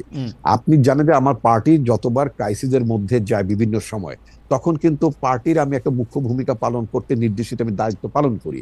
ঠিক এবারও কিন্তু আপনার এই 5ই আগস্টের পূর্ব মুহূর্তে যখন আমাদের অনেক নেতৃবৃন্দ আপনার কারাগার ছিলেন, সামহাও আমি মোটামুটি অ্যারেস্ট এসকেপ করতে পেরেছি। আমি কিন্তু মানে দলকে টেক আপ করার জন্য, পার্টি অফিস মানে আপনার টেক ওভার করার জন্য আমি নির্দেশিত ছিলাম। এবং এই যে মানে আপনার 3 দিনের মধ্যে যে আমরা একটা জনসভা করেছিলাম, ওই জনসভাটা আয়োজন করার পেছনে মুখ্য ভূমিকা আমারই ছিল। আমরা মনে করি যে যখন হোসেন মোহাম্মদ এরশাদ সরকারের যখন পতন ঘটলো, আপনার নিশ্চয়ই খেয়াল আছে 80s-এ, তাই না? তো তখন আমরা কি করলাম, একটা দীর্ঘ সামরিক শাসন, 9 বছরের সামরিক শাসন, অনেক কিছু তো ছিল এরশাদের, তাই না? আপনার এই যে রাষ্ট্রধর্ম ইসলাম করা থেকে শুরু করে 7ম সংসদে হোয়াট নট। কিন্তু আমরা জাস্টিস শাহাবুদ্দিনের নেতৃত্বে আমরা কি 90 দিনের মধ্যে কি আমরা একটা মানে ভালো নির্বাচনের, সবচেয়ে এই পর্যন্ত বাংলাদেশের আয়োজিত নির্বাচনের মধ্যে সবচেয়ে ক্রেডিবল ইলেকশন মানুষ মনে করে সেই নির্বাচনটা আমরা আয়োজন করতে পেরেছি। আমরা মানে একটা গণতন্ত্রের পথে আমরা হাঁটতে পেরেছি। একটা পার্লামেন্টারি সিস্টেম অফ গভর্নমেন্ট ত্রুটি বিচ্যুতি থাকা সত্ত্বেও আমরা শুরু করতে পেরেছিলাম, তাই না? এটা তো সম্ভব ছিল। এবং আপনার অনেকগুলো কারেকশন করি আমরা শুরু করেছিলাম। আমি যদি উদাহরণটা নিয়ে আপনার বর্তমান অন্তর্বর্তীকালীন সরকারের আইন উপদেষ্টা আসিফ নজরুলের উদাহরণটা যদি এই, ওনার একটু বক্তব্য, উনি বলেছেন যত সংস্কার প্রস্তাব এসছে এর 50% 1 মাসে করা সম্ভব। তাহলে আমার বক্তব্য, যদি 50% যদি 1 মাসে সম্ভব হয়, আমি ওনার কথাকে কোট করে বলতে চাই, যদি 1 মাসে যদি অর্ধেক সংস্কার যদি আপনার করা সম্ভব হয়, বাকি অর্ধেক করার জন্য আরো 2 মাস 3 মাস। ওকে রিপন ভাই, আমরা একটু আশরাফের কাছে যাই, শুধু আমি আমার কথাটা বলে রাখি। না আপনি শেষ করবেন? জি শেষ করেন। জি খালিদ আমাকে আরেকটু কথা বলবেন। আমি শুধু মানে আশরাফ কায়সার নির্বাচনে বিরোধিতা করেননি বা আপনিও করেননি। আমি শুধু এটা বলছি, পৃথিবীর কোন দেশে যখন কোনো গণঅভ্যুত্থান হয়, সেই গণঅভ্যুত্থানের পরে সেই রাষ্ট্রের গণতান্ত্রিক উত্তরণের জন্য নির্বাচন ছাড়া আর কোনো পথ ছিল? ইভেন যদি 69 সালে যে তৎকালীন সময় যে গণঅভ্যুত্থান হলো, যে গণঅভ্যুত্থানের পরবর্তী 70-এর নির্বাচন, তারপরে বাংলাদেশ সৃষ্টি মুক্তিযুদ্ধের মধ্য দিয়ে, সেখানেও কিন্তু 70টা নির্বাচন ছিল। শ্রীলঙ্কায় যে আপনার ওখানকার যে শাসক পালিয়ে গেল রাজা পাকসে, সেখানেও কিন্তু গণতন্ত্র উত্তরের জন্য নির্বাচন ইজ দ্য অ্যান্সার। আপনি রাষ্ট্রের যে আপনার ডেমোক্রেটিক গ্রাজুয়েশন দিকে যদি আপনি যেতে চান, তো নির্বাচন তো অন্য কোনো পথ নাই। আপনার সংস্কার তো বছরের পর বছর তো আপনি সংস্কার করবেন, সংস্কার তো কোনোদিন শেষ হবে না। আপনি, তাই না? এই সংস্কার তো চলমান। যখনই আপনার কাছে মনে হবে এই জায়গা ঠিক হচ্ছে না, আপনি আবার সেই জায়গা। না, আমি আপনার সাথে 100% একমত। আমি শুধু একটু আমার 2 পয়সা দিয়ে রাখি। আমার 2 পয়সা হচ্ছে যে আমি ডক্টর আসিফ নজরুলের সাথে একমত যে তিনি বলছেন যে 50% সংস্কার 1 মাসের মধ্যে করা সম্ভব। সেই হিসাবে ঐকিক নিয়ম করলে 100% সংস্কার 2 মাসের মধ্যে করা সম্ভব, যদি বিএনপি এর মধ্যে থেকে বলতো যে আমি সংস্কার মানি না। যদি বিএনপি বলতো যে আমিও সংস্কারের পক্ষে, আমি সংস্কার করতে চাই, তাহলে 2 মাসের মধ্যে সংস্কার হয়ে যাওয়া সম্ভব, সকল কিছু হয়ে যাওয়া সম্ভব, এতদিনের মধ্যে ইলেকশনও হয়ে যাওয়া সম্ভব। আমার ধারণা বিএনপি ইলেকশন একটু পিছাইতে চায়, সেই জন্য নানা ধরনের বাগরা তারা বাজাচ্ছে এবং এই সরকারকে যতটা অসহযোগিতা করা সম্ভব ততটা অসহযোগিতা করতেছে। এটা হচ্ছে আমার প্রস্তাব। আপনার কাছ থেকে এই ব্যাপারে আমি শুনবো। আমি একটু আশরাফ ভাইয়ের কাছে যেতে চাই। আশরাফ ভাই, আপনি একটা গুরুত্বপূর্ণ বিষয়, মানে বিএনপি এবং জামায়াতের যে মুখোমুখি অবস্থান, সেটা আপনি পরিষ্কার করতে বলছেন, সেটা থেকে আপনি একটু জামায়াতের অবস্থানটাও যদি একটু বলতেন যে জামায়াতের আসলে এখানে কি অবস্থান নেওয়া উচিত, সেইটা একটা। আরেকটা হচ্ছে রিফাইন্ড আওয়ামী লীগ। রিফাইন্ড আওয়ামী লীগকে নির্বাচনে আনার আলোচনা দেখা গেল, আমরা নানাভাবে এইসব আলোচনা শুনলাম। সোশ্যাল মিডিয়ায় থাকা যারা আওয়ামী লীগ, আমরা যাদেরকে দেখি, তারা ফিরবে কি ফিরবে না সে ব্যাপারে তারা এখনো সিদ্ধান্ত নিতে পারে না। শেখ হাসিনা না থাকলে খুব বড় গলায় আমরা দেখতে পাচ্ছি সোশ্যাল মিডিয়া যে তারা এটাতে আসবেই না, এই নির্বাচন প্রত্যাখ্যান করবে। কিন্তু আওয়ামী লীগের রাজনীতি নিয়ে যে জুলাইয়ের মিত্ররা বিবাদে জড়ায় পড়ছে, তাকে আপনি আসলে কিভাবে দেখতেছেন? আমাদের মনে রাখাও যে জুলাই আগস্ট বা গত 16 বছর 17 বছর নিয়ে আওয়ামী লীগের কিন্তু কোনো রকম অনুতপ্ত হওয়ার আলামত নাই, বরং ডক্টর ইউনূস কতটা ব্যর্থ, তার সরকার কিছু পারতেছে না, এইসব গান গেয়ে তারা জানি কি বলতে চেষ্টা করে। আশা ভাই, আমি আপনার কাছে যাওয়ার আগে একটু আমি খালি দর্শকদের ইয়াটা একটু শুনে রাখি যে সংস্কার ও বিচার ছাড়া জাতীয় নির্বাচন মেনে নেওয়া যাবে না, হুঁশিয়ারি দিয়েছেন এনসিপি প্রধান নাহিদ ইসলাম। আমরা তার এই বক্তব্যের প্রেক্ষিতে দর্শকদের কাছে এই অবস্থা সঠিক কিনা জানতে চেয়েছিলাম। দর্শকদের মধ্যে 70% তার বক্তব্যের সাথে একমত হয়েছেন, 30% তার বক্তব্যের সাথে একমত হন নাই, 66,000 ভোট দিয়েছেন। আশা ভাই, আমরা একটু আওয়ামী লীগকে নিয়ে কেন জুলাইয়ের মিত্রদের মধ্যে এটা হলো, এটা একটু। প্রথম কথা আমি বলি যে জুলাইয়ের মিত্রদের মধ্যে এখন ভোটের অঙ্ক কাজ করছে, তারা রাজনৈতিক গেইন পাওয়ার চেষ্টা করছেন। আওয়ামী লীগের সংগঠনের যে ভোট রয়েছে, সমর্থকদের যে ভোট রয়েছে, এখন আওয়ামী লীগ নির্বাচনে এলে নামকাওয়া আসতে একটা পার্টিসিপেটরি নির্বাচন হলো, কিন্তু তারা ক্যান্ডিডেট দিতে পারবে না। অতএব আওয়ামী লীগের ভোটগুলো পেয়ে সব দল, 3টি দল স্বপ্ন দেখছে যে এখান থেকে বেনিফিশিয়ারি হয়ে পার্লামেন্টে তারা সংখ্যাগরিষ্ঠ আসন করবে। কিন্তু এইখানে তারা যেটি ভুলে যাচ্ছে, নীতি নৈতিকতার প্রশ্নটি, যে আপনি কাউন্সিলরের সাথে, কমিশনারদের সাথে যে আলাপ করছেন, সেই লোক তো বন্দুক হাতে জুলাইতে রাস্তায় ছিল। কাজে তখন আপনার দ্বিধা লাগছে না ভাবতে যে শহীদদের রক্তের উপরে দাঁড়িয়ে আপনি বেমানি করছেন? আমরা 3টি দলকেই তাদের কোনো কোনো আচরণে দেখতে পাচ্ছি গণ অভ্যুত্থানকে ভুলে যেতে, এবং কোনো দল গণ অভ্যুত্থানের চেতনাকে পাশ কাটিয়ে নির্বাচনকে সামনে এনে তাদের ক্ষমতায় যাওয়ার পথ সুনিশ্চিত করতে চাচ্ছে। এখন আমি আপনাকে বলি যে বিএনপির ব্যাপারে তার একটা পারসেপশন তৈরি হয়েছে যে বিএনপি সংস্কার চায় না, না চেয়ে নির্বাচন করে ক্ষমতায় যেতে চায়। এখন তার মনে হয়তো ভালো 2-1টি সংস্কার থাকতেও পারে। আমি কিন্তু তারেক রহমানের বক্তব্যে সবচেয়ে ইমপ্রেসড গত 7 মাসে। উনি আগ বাড়িয়ে অনেকগুলো কথা বলেছেন যেটা বিএনপি নেতৃত্বকে আমি খুব একটা বলতে শুনিনি, কিন্তু সেগুলোকে তো আমাদের লিপিবদ্ধ করে ঐক্যমত্যে সিগনেচার সহ থাকতে হবে যে this is what we agri. সেই জায়গাটিতে আপনি দেখেন, বারবার আমরা অন্তর্বর্তী সরকারের কথা বলছিলাম। আমি অন্তর্বর্তী সরকারকে খুব একটা বিশ্বাস করতে চাচ্ছি না, কেননা তাদের ক্রেডিবিলিটি খুব একটা হাই না। তারা কিভাবে নির্বাচিত হয়েছেন? আমি 5 তারিখ থেকে প্রশ্ন করেছি এই উপদেষ্টাদেরকে কে নির্বাচিত করেছে, এই গোমর কিন্তু আমি এখনো উত্তর পাইনি। 5 থেকে 8-এ বাংলাদেশে কি ঘটেছে, কে উপদেষ্টাদের সিলেক্ট করলেন? কাজে আমরা চাই তাদের মেয়াদ স্বল্প হোক, নির্বাচন তারা দিক, এবং আমরা অনির্বাচিত সরকারের আওতায় দেশ চলুক, এটা আমরা চাই না। আমরা নির্বাচনের পক্ষের মানুষ, কিন্তু সেই নির্বাচনের আগে তো আপনাকে কিছু কথা একমত হতে হবে, নালে তো আবার আপনি একটি আওয়ামী লীগ বা একটি হাসিনা সরকারের মতোই সরকারে চলে গেলেন।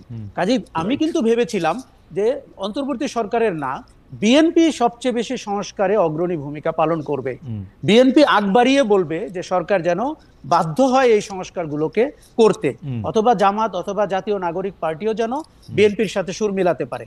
আমরা বিএনপিকে ওই জায়গাটিতে দেখতে পাচ্ছি না। মানুষের পারসেপশন তৈরি হয়েছে আপনি সংস্কার চান না, আপনি নির্বাচন চান, কিন্তু বিএনপিকে এটা ক্লিয়ার করতে হবে। দেখুন পারসেপশন, খালেদ আপনি খুব ভালো জানেন, পারসেপশনটাকেই ব্যাটল করতে হয়। Perception is reality, right? Absolutely. এইবার রিফাইন্ড আওয়ামী লীগ সম্পর্কে আমি বলি, আমি ফ্যাসিবাদের উপরে যতটা পড়াশোনা করেছি, বাংলাদেশ আওয়ামী লীগের সমর্থক, কর্মী, শুভানুধ্যায়ী, কমান্ডাররা আমার কাছে একটি নতুন বিস্ময়। তারা অনুশোচনাও করেননি, তারা দোষ স্বীকার করেননি, তারা গণহত্যার দায় নেন না, তারা উল্টো ওই গণহত্যাকে পাশ কাটিয়ে অ্যাজ ইফ পৃথিবীতে কিচ্ছু ঘটে নাই, তাদের গতকালকে জন্ম হয়েছে, তারা ইউনূস সরকারের সমালোচনা করেন, ছাত্রদের দুর্নীতি নিয়ে কথা বলেন। দেখুন এগুলোতে আমার কোনো সমস্যা নাই ফ্যাক্ট বেস হলে, কিন্তু তারা গুজব নির্ভর, তারা মিথ্যাচার করছেন। তাদের মুখে আপনার সবচেয়ে নিরীহ লোকটিকেও আওয়ামী লীগ সমর্থিত আমি আজ পর্যন্ত অনুশোচনা করতে দেখিনি। এটি আমার কাছে খুব ভয়ের, কেননা বাংলাদেশের রাজনীতি আমরা যতটা বুঝি, আওয়ামী লীগকে ক্ষমতার বাইরে রাখা, দেশকে স্থিতিশীল রাখা কিন্তু খুব কঠিন কাজ। কারণ একটি মিলিটেন্ট সংগঠন এবং যাদের এখন টাকা পয়সা আছে, আপনি জানেন 15-16 বছরে তারা প্রায় 233 কোটি টাকা নিয়েছে। কাজেই রিফাইন্ড আওয়ামী লীগ বলে যে প্রপোজালটি বাজারে এসছে, এটি অত্যন্ত অযৌক্তিক, অগ্রহণযোগ্য। এটি আওয়ামী লীগের করিডোর থেকে পাশ হয়ে কোথাও বাজারে আসবে না। আপনি এখন বলুন যে স্পিকার মহিলাটি ছিলেন, তিনি কিভাবে স্পিকার হয়েছেন 3 বার, তিনি কিভাবে এমপি হয়েছেন? যেই সাবির হোসেন চৌধুরীর কথা হচ্ছে, অথবা সোহেল তাজ, অথবা ঢাকার যে ভোটহীন মেয়র যিনি নির্বাচন ছাড়া মেয়র হয়েছেন, এরা কি করে ভালো আওয়ামী লীগার হয়ে গেল আপনার কাছে? না, তারপরে আমি এখন পর্যন্ত একজন আওয়ামী লীগের সমর্থককেও প্রকাশ্যে বলতে দেখি নাই যে এই কাজগুলি ভুল হয়েছে। তারা শুধু বলেন যে ইউনূস সরকার ব্যর্থ, হ্যাঁ আমাদেরই এখন আবার ফিরে আসতে হবে, কারণ তারা দেশ চালাতে পারতেছে না। তারা 150টা কারণ আছে। দেখুন, আমি খালেদ গণ অভ্যুত্থানকে বাংলা মানে অত্যন্ত পিওর ফর্মের জনগণের অভ্যুত্থান বলতে পছন্দ করি। কেননা এই ছেলেগুলো 50 জনও ছিল না জুলাই মাসের 1 তারিখে, আমি যতটুকু জানি। এরা কিন্তু, আমি এটাকে নাম দিয়েছি ক্রাউড সোর্স রেভলিউশন। তারা বিভিন্ন জায়গা থেকে হ্যাভারসেক নিয়ে ক্যাম্পাস থেকে এসে হাসিনার বিদায় ঘটিয়ে আবার কেউ কেউ ক্যাম্পাসেই ফেরত গেছে। রাজনৈতিক দলগুলোর কোনো কাঠামোর ভেতরে বাংলাদেশের মানুষ রাস্তায় নামে নাই। পরপর 3টি খারাপ নির্বাচন হওয়ার পরেও, এত মানুষ গুম খুন হওয়ার পরেও, এত অত্যাচার হওয়ার পরেও, তার মানে হচ্ছে জনগণের হাতে শেখ হাসিনার বিদায় হয়েছে, জনগণের হাতে, ছাত্র জনতার হাতে আওয়ামী লীগ শাসনের পতন হয়েছে। এইরকম ন্যাক্কারজনক, এরকম লজ্জার পতন এই আওয়ামী লীগের একটি লোকও এখনো স্বীকার করছে না, গণহত্যার দায় নিচ্ছে না। উল্টো আপনার প্রতিদিন তারা মিথ্যাচার করছে। তারা অভ্যুত্থানের স্বপ্ন দেখে রাতে ঘুমাতে যায়। এবং আমি বাংলাদেশের চলচ্চিত্র অঙ্গন, শিল্পী, সাহিত্যিক, সাংবাদিক, কিছু পলাতক সম্পাদক, তাদের সামাজিক মাধ্যমের স্ট্যাটাস দেখলে মনে হয় যে এইটা হচ্ছে তাদের একটা কর্ম, যে তারা ইউনূস সরকারকে, আপনি খেয়াল করে দেখবেন, তারা বিএনপির কোনো সমালোচনা করে না। উল্টো বিএনপি বিষয়ক মন্ত্রী যে লোকটা ছিল, সে কিন্তু ঘটনার 3 দিন পর 5 দিন পর থেকে তারেক রহমানকে জনাব, মাননীয় ইত্যাদি বলছেন। মতলবটা কিন্তু ভয়ঙ্কর। এবং যে অপতথ্যমন্ত্রী ছিল, সে কিন্তু এখন আমাদেরকে কি সব একাডেমিক তথ্য ভিত্তিক কথা বলার চেষ্টা করছেন। এই আওয়ামী লীগকে বিশ্বাস করা কঠিন, এবং এই আওয়ামী লীগকে কোনোভাবে রাজনৈতিক স্পেস আমার মনে হয় যে আমরা আমরা আমরা আমরা আওয়ামী লীগকে আসলে বেশি স্পেস এমনি দিয়ে ফেলতেছি কিনা এই আলোচনার মধ্যে রাখা। কারণ জনগণের মধ্যে আমি এইটা একদম জনগণের হাতে পতনটারে আমি একদম মনে করি যে সঠিক 3টা শব্দ। কিন্তু আশা ভাই, আপনি 1 মিনিট আর একটু বলবেন কিনা, যেটা জনগণের হাতে পতন আপনি বলতেছেন, এই কথার জন্য আপনি আজকে ট্রল হতে পারেন। কারণ আমরা দেখতে পাইতেছি শেখ হাসিনার পতন ঘটায় 1, 2, 3, 4, 5, 10 জন, 12 জন, 15 জন ছাত্র, যারা বিসিএস পরীক্ষা দেওয়ার জন্য, ওইখানে কোটা থাকবে কি থাকবে না ওইটা দেওয়ার জন্য যারা আন্দোলন করতে গেছিল, তারপরে তাদের প্রেশার, অন্য অনেক কিছুতে তারা আসলে স্বীকার করে নাই এবং তারা ওখানে দাঁড়িয়েছিল, প্রাণ দেওয়ার জন্য প্রস্তুত ছিল। সেই 12 জনই আসলে শেখ হাসিনাকে সরাইছে, এবং সেই জন্য তারা 135টা গাড়ি দিয়ে চলবে, সেই জন্য আজকে তারা যাকে ইচ্ছা যা খুশি তাই বলবে। মানে এইটারে আপনি আসলে কি হয় দেখেন, 24 আর 71 মিলায়া একটা কাহিনী করবে, যেটা ইচ্ছা সেটা তারা করতে থাকবে। এটা কেমন কথা? দেখুন, 71কে আমি দূরে রাখতে চাই, এবং যারা 71কে 24-এর কাছে টেনে আনেন, দেখুন কিছু মিল তো আছে। আমরা মুক্তির কথা বলতে চেয়েছি, ফ্রিডম অফ স্পিচ চেয়েছি, সেগুলো কিন্তু তাত্ত্বিক কথা। কিন্তু ফ্যাক্ট হিসাবে 1971 মুক্তিযুদ্ধ, এগুলোকে যত দূরে রাখা যাবে 24-এর গর্ব তত ইউনিক হবে। দেখুন, আমি আপনাকে বলি, আপনার সাথে খালেদ আমি একদম একমত। আওয়ামী লীগকে আমরা আমাদের মাইন্ড স্পেস থেকে বিচার করছি, 24-এর সিগনিফিকেন্স দিয়ে বিচার করছি না। যারা রিফাইন্ড আওয়ামী লীগ ভাবছে, তারা সেই 76 বছর বয়সী শেখ মুজিবুর রহমানের আওয়ামী লীগকে বিবেচনা করছে। আমাদের মাথা থেকে আওয়ামী লীগের ভূত তাড়াতে হবে, এবং আমাদের মাথা থেকে এটি যতদিন না সরাবে, খালেদ আপনি জানেন আমরা প্রত্যেকেই কিন্তু ফ্যাসিজমের শিকার। আমাদের প্রত্যেকের চেতনার মধ্যে এক টুকরো হাসিনা ঢুকে গেছে, এক টুকরো আওয়ামী দুঃশাসন ঢুকে গেছে। আমাদের কারো কারো আচরণে, ইভেন 5ই অগস্টের পরে আমি আওয়ামী লীগের আচরণ দেখতে পাই। কেননা তারা আমাদের কোন নতুন জেনারেশন ভাবতে শুরু করেছিল, দল তো একটাই, শাসন তো একটাই, এবং বিকল্প নাই, এবং কোনো বিকল্প নাই। দেখুন, আপনি জানেন আমি পুনর্বাসন কেন্দ্রের কথা বলেছি। আওয়ামী লীগ সমর্থকদের পুনর্বাসন কেন্দ্রে নিতে হবে এই ফ্যাসিজম থেকে বের করতে হলে। কাজেই আমি মনে করি যে আমাদের সময়ের দিকে তাকিয়ে, ঘটনার দিকে তাকিয়ে আওয়ামী লীগকে দেখতে হবে। এবার বলি, এই যে সরলীকরণ করা, যে 10 জন ছেলে 12 জন ছেলে শেখ হাসিনার পতন ঘটিয়েছে, এটি আওয়ামী লীগের জন্য সবচাইতে বড় প্রায়শ্চিত্ত। কেন? আমি দেখেছি লক্ষ লক্ষ মানুষ, আমি রাস্তায় ছিলাম, লক্ষ লক্ষ মানুষ নেমেছে, তাদের লক্ষ লক্ষ কারণ আছে। কেউ গুম খুনে স্বজন হারিয়েছে, কেউ শেয়ার মার্কেটে টাকা হারিয়েছে, কেউ ভোট দিতে পারেনি, কেউ আওয়ামী দুঃশাসনের শিকার হয়েছে। এবং এগুলোকে যখন আপনি বিবেচনায় না নিবেন, আপনার মাথায় ঢুকে থাকবে এক কোটা। আমি আমি 17ই জুলাই বলেছিলাম এটি চাকরি পাওয়ার আন্দোলন না, এটি মানুষের যে মনের যে ক্ষোভ, যে রাগ, যে অভিমান, যে ঘৃণা, এটি তার আন্দোলন। না, অ্যাবসলিউটলি। কিন্তু ডক্টর ইউনূস ক্লিন্টন ফাউন্ডেশনে গিয়ে আমি জাতিসংঘে বলছিলাম ভুলে হচ্ছে মাস্টার মাইন্ড, এটা আমরা একটা মেটিকুলাস ডিজাইনের মধ্যে থেকে ওরা পেছন দিতে করছে বলে টেলে। ওরা কিন্তু প্রথমে এরকম ছিল না। এটা ডক্টর ইউনূসের এটা জবাব দিতে হবে যে উনি যে আইসা এদেরকে শত্রু বানায় দিল। আসলেই আমি সেই দিন থেকে ওনার সমালোচনা করেছি, যেই দিন উনি সরলীকরণ করেছেন। এবং উনি কিন্তু এই বাচ্চাদেরকে এই আন্দোলনকারীদের শত্রু বানাইছে, সবার এই বিএনপি শত্রু বানাইছে, যখন সবার শত্রু বানাইছে। ওয়েস্টার্ন, আপনি আমেরিকাতে থাকেন, পশ্চিমা বিশ্বে কিছু শব্দ ইউজ করা হয়, রকস্টার, মাস্টার মাইন্ড। এখনো পশ্চিমা অডিয়েন্সকে এক শব্দে বলতে আপনি অনেক সময় কার্যকর, কিন্তু এইটার যে রাজনৈতিক এফেক্ট, এইটার যে সামাজিক এফেক্ট, এটা ওনার ভাবা উচিত ছিল। মাস্টার মাইন্ড ওনার বলা উচিত ছিল না। ছাত্ররা তার নিয়োগকর্তা। এখন এটি বলে আপনি জানেন, আমরা যদি ভবিষ্যৎ দ্রষ্টা হই, ভবিষ্যতে যে উনি কত বেকায়দায় পড়তে যাচ্ছেন। এবং কাজেই মানে আমি মনে করি এই সরলীকরণ আওয়ামী লীগ যেরকম একভাবে করছে, অন্তর্বর্তী সরকার প্রধান এবং তার উপদেষ্টারা আরেকভাবে করছে, এবং এখানে সবাই ঘোলা পানিতে মাছ শিকার করতে চাচ্ছে। দূর থেকে সেই জনগণ তাকিয়ে দেখছে যে ভাই, আমার যে ছেলে মারা গেল, আমার যে 30,000 আহত হলো, কেউ পা হারালো, কেউ চোখ হারালো, আমরা এই নাটক দেখার জন্য, সার্কাস দেখার জন্য। অনেক ধন্যবাদ আশা ভাই। আমরা একটু রিপন ভাইয়ের কাছে যাই। রিপন ভাই, অনেকগুলি প্রশ্ন জমা হয়েছে। একটা প্রশ্ন হচ্ছে যে আওয়ামী লীগের কায়দায় বা আওয়ামী লীগের গড়ে তোলা এই 16-17 বছরের ছাঁচেই বিএনপি নিজেকে দেখতে চায় কিনা, বিএনপি নিজেকে দেখতে চায় কিনা, এরকম একটা অবস্থায়। বিশেষ করে আজকের একটি ঘটনা আপনাকে আমি স্মরণ করিয়ে দিতে চাই। সেটা হচ্ছে যে আমাদের সবার প্রিয় ইশরাক হোসেনকে মেয়র পদে নির্বাচিত করা হয়েছে, বা আদালত বলেছেন যে উনিই মেয়র হতে পারেন, এবং তিনি হয়তো মেয়র হয়েও যাবেন, হয়ে গেছেন হয়তক্ষণে। মানে সেই ব্যাপারটা কি আসলে আপনারা খুব ভালো একটা নজির স্থাপন করলেন? সেই হিসাবে আগামীকাল যদি আমরা দেখি যে 2018 সালে বিএনপির 300 জন নির্বাচন অংশগ্রহণ করেছিল, সেটি একটি রাতের ভোটে নির্বাচন হয়েছিল। যারা যারা এখানে সেকেন্ড হয়েছে, থার্ড হয়েছে, তারাই আসলে এমপি হবে কয়ে বিএনপি আসলে 300 জন এমপিও পেয়ে গেল, 290 জন, এবং ক্ষমতায় বসে গেল। এরকমটাও আসলে হইতে পারবে কিনা, আপনারা ওরকমই চান কিনা? এবং আপনারা যখন নির্বাচনের কথা বলেন, তখনও আপনাদের একটাই চাওয়া থাকে কিনা কোনো মতে? গণভবনে তো আর এখন আপনারা থাকবে না, গণভবন কিরকম জানি হয়ে গেছে, অন্য মানে প্রধানমন্ত্রী ভবনে গিয়ে আপনি বসবেন, তখন আপনি দেশে আসবেন, এবং তখন আপনি অন্য কথাগুলি বিবেচনা করবেন। ধন্যবাদ আপনাকে। আসলে আপনি যে কথাগুলো বলছিলেন, মনে হচ্ছে যেন বিএনপি চাইলেই আপনার মেয়র হওয়া যাবে, বা এটা বিষয়টা এরকম না। ইশরাক, আমি আজকে পত্রিকায় নিউজটা যেটা দেখলাম, সেটা হচ্ছে ইশরাক তার নির্বাচনের আপনার ব্যর্থ হয়েছে এই মর্মে তিনি আদালতে করেছিলেন, মামলা করেছিলেন। তো সেই মামলারই আপনার একটা মানে আউটকাম হলো আপনার আজকের এই মানে কোর্টের রায়। এখন এটা তো কোর্টের বিষয়, এটা তো আসলে দলের বিষয় না। দল তো এমন কোনো ডেমনস্ট্রেশন করেনি যে আমাদের যারা মানে নির্বাচনে অংশ নিয়েছিল তাদেরকে বিজয়ী ঘোষণা করতে হবে। এটা তো ইলেকশন কমিশন বিজয়ী ঘোষণা করেনি, ইট ইজ দ্য কোর্ট আপনার মানে সেই মামলাটির আপনার রায় দিয়েছে। চট্টগ্রামে রায় দিয়েছে এখন মানে সেটা কোর্টই দিয়েছে, তাই না?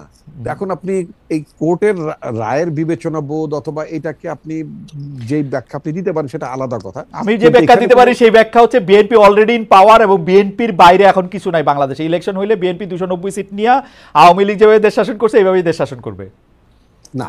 বিএনপি ইলেকশন হলে বিএনপি পাওয়ারে যদি আল্লাহর হুকুম থাকে, আমি সবসময় একজন বিশ্বাসী মুসলমান হিসেবে আমি মনে করি যে আল্লাহর হুকুম যদি থাকে, তাই না, মানে রাজ্য ক্ষমতা এগুলো সবই তো আল্লাহর হুকুমের বাইরে কিছু হয় না, এটা আমি গভীরভাবে বিশ্বাস করি। এবং আল্লাহর হুকুম যদি থাকে, আল্লাহ যদি চান, নিশ্চয়ই আপনার জনগণ ভোট দিলে বিএনপি নির্বাচিত হবে, ক্ষমতায় মানে দায়িত্ব রাষ্ট্র পরিচালনা করবে। কিন্তু আপনার 290-280 এত ব্রুট মেজরিটি বিএনপি ক্ষমতায় যেতে চায় না, নিঃসন্দেহে না। আপনাকে আরেকটা কথা আমি বলি, বাংলাদেশে মানে আপনার একটা ক্রেডিবল আপনার মানে ডেমোক্রেটিক প্র্যাকটিস থাকুক, একটা জবাবদিহিতা থাকুক। আমরা কোন সংস্কারটা চাই? বিএনপি কিন্তু বারবার একটা কথা বলছে যে আমরা ভোটের জন্য একটা সরকারকে জবাবদিহি করার জন্য, রাষ্ট্রের নিরাপত্তা সংহত করার জন্য যেই আপনার সংস্কারগুলো এসেনশিয়াল, সেই সংস্কারগুলো নিয়ে আমরা আগাই, যে সংস্কারগুলো আপনার পরবর্তীতে গভর্নমেন্ট হিসেবে আপনি করতে পারবেন। এখন আপনার কথার কথা, আপনি ক্লাসে পাঠ্য বই আপনি বাংলা ভাষায় মানে করবেন না সব ইংরেজি ভাষায় পড়াবেন, এটা তো এখন সংস্কারের মুখ্য বিষয় না। আপনার এই যে বারবার ফ্যাসিস্ট সরকার কেন আসে? Because due to election. এরা ইলেকশন তোয়াক্কা করেনি, ইলেকশন কথাটা শুনলে তাদের গায়ে গায়ে আগুন জ্বলবে যারা জীবনে ইলেক্টেড হইতে পারবে না, নির্বাচনের মধ্যে ক্ষমতা যাওয়ার কোনো সুযোগ নাই। রিসেন্টলি আপনি আরেকটা দেখবেন কথা বলছেন, যেটা আমার পার্টি এটা ভিন্ন মত পোষণ করেছে, সেটা হচ্ছে সংখ্যানুপাতে মানে আপনার মানে ইয়ে চাই, কি বলে মানে নির্বাচন। আচ্ছা রিপন ভাই একটা হাইপোথেটিক্যাল প্রশ্ন করি, ধরেন আজকে থেকে 1 বছর পরে নির্বাচন হইলো, তো 1 বছর পরে নির্বাচন হইলে আপনারা কি এনসিপি রে ভয় পান যে এনসিপি একটু এখন কিছু আসন পাইলে ওই সময় আরেকটু বেশি আসন পাবে, এরকম মনে করেন? না না না, আমি আদৌ তা মনে করি, আমি ব্যক্তিগতভাবে আমি আদৌ তা মনে করি এবং আমার দলও তা মনে করে না। তাহলে আর আপনারা ইলেকশনটা তাড়াতাড়ি করার প্রেসারটা কেন দিচ্ছেন? ইলেকশনটা তাড়াতাড়ি করার প্রেশার দিচ্ছে যে কথাটা বলে, এটা তো একটা নির্বাচনী সূত্র। গণঅভ্যুত্থান যে আপনি আশরাফ কায়সার বলেছেন, আপনি বলেছেন একটা দীর্ঘ, আমরা বলবো কিন্তু বিএনপি দেখেন স্টেক হোল্ডার, বিএনপি কেন বলবে? বিএনপি ওয়েট করবে যখন ইলেকশন হবে তখন ইলেকশন হবে, আমরা বলবো এই জিনিস না না, অনির্বাচিত সরকার যতদিন ক্ষমতা থাকবে ততদিন এখানে ষড়যন্ত্র থাকতে পারে। এই যে গত 3-4 দিন বাংলাদেশের যে গুজবের ফ্যাক্টরিতে পরিণত হয়েছিল এই জরুরি অবস্থা। রিপন ভাই আপনি আমার থেকে অনেক ভালো জানেন, আপনি গুজবের ফ্যাক্টরির কথা বলতেছেন। আমরা কি দেখতেছি? আমরা দেখতেছি শাহাদাত সাহেব চট্টগ্রামে মেয়র হয়েছে, ইশাক সাহেব ঢাকায় মেয়র হয়েছে, অ্যাটর্নি জেনারেল আপনাদের লোক, আইন আদালতে গিয়ে তারেক সাহেবের সব মামলা তুলে নেওয়া হয়েছে বা খালাস হয়ে গেছে, বেগম জিয়ার মামলা পরের দিন খালাস হয়ে গেছে। সেক্রেটারি যারেই প্রশ্ন করি, আমি তো কিছুদিন সরকারি চাকরি করছি জানি, যারাই প্রশ্ন করি সে নিজের প্রথমে বলে না যে ভাই তোমার সাথে বিএনপির কোন লিডারের কথা হলে তুমি কিন্তু বললো আমি কিন্তু বিএনপির লোক। এই সিস্টেমটা তো ভাঙতে হবে। কেন তাকে বলতো সে বিএনপির লোক?